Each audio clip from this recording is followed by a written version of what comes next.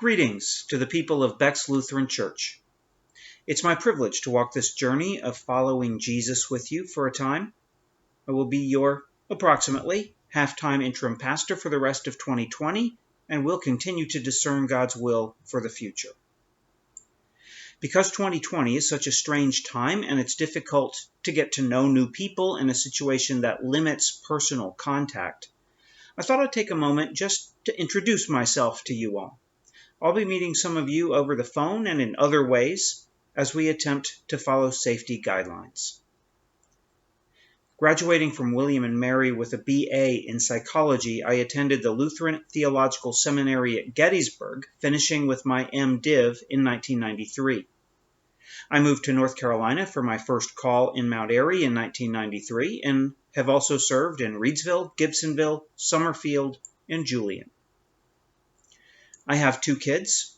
Kip is 23 and lives in Chapel Hill after graduating with a degree in music. Lane is 19 and works in home health care as a CNA, but is also a qualified EMT and hopes to one day become a doctor. Lane lives in Greensboro. I have 2 cats at home, Shelby and McLaren, and I may sometimes have marks on my hands because I'm dumb enough to play slap fight with McLaren sometimes. My significant other is Beth, who is active, which right now means Zoom active, at a Quaker church in Archdale where many of her family members attend. My parents live in Rollsville, which is right next to Wake Forest, and my brother and his family live in Wilmington. I play violin, but I'm out of practice at the moment. I've been working to pack food for the needy with friends and colleagues at High Point Methodist churches, and I've done the same with a program called Run 5, Feed 5, headquartered in Archdale. I ride a mountain bike and have used Finch Park for quite a while, which I know is very close to Beck's.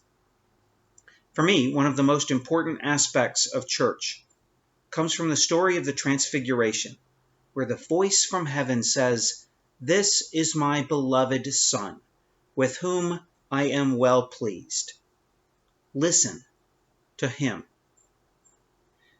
Listening to Jesus seems to me to be one of the central tasks of the church. Everything else flows from there.